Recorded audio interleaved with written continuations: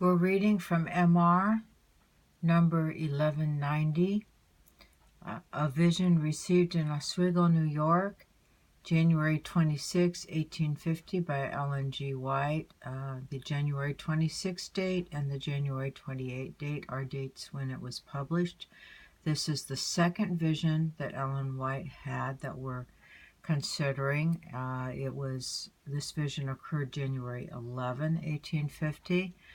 And so I will begin. Last Sabbath evening, the Lord gave me a view of many things which I will now try to relate.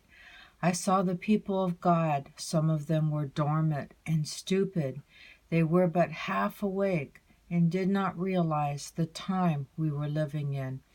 I saw that the man with the dirt brush had entered, and some were in danger of being swept away.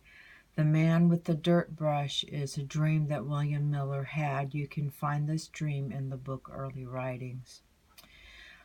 Going on, she says, I begged of Jesus to save them, to spare them a little longer, and to lift them up so that they could get a sight of their situation before it should be forever too late.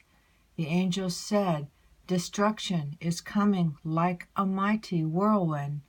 I begged of the angel to pity to save those who were attached to their possessions and were not willing to cut loose from them and distribute them, to speed the messengers on their way, to feed the hungry sheep who were dying for want of spiritual food.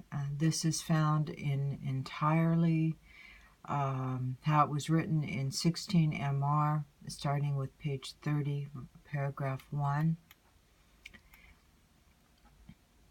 So there are themes in this first paragraph of Laodicea being asleep and Jesus giving the message. There's a message of the angel who's giving the message twice, which is when you find something repeated twice, that's an indication of the midnight cry.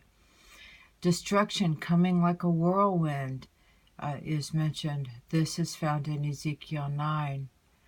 This is when the angels can no longer hold back the four winds. The Civil War began 13 years later. Actually, the first battle was 11 years later. This is written to Laodicea, our time, of the seven thunders. This is a parallel between then and now, our time, leading to the last war when destruction comes like a whirlwind, and the four angels are loosed, leading to the time of trouble, close of probation, and the battle of Armageddon.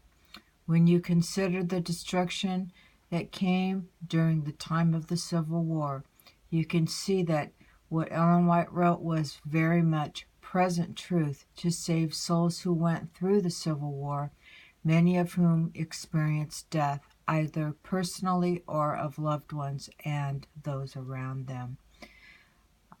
Though the writing in blue is my words. When you look at the total amount of people who died in the Civil War in the military, the amount is more than the U.S. has lost in all the wars together.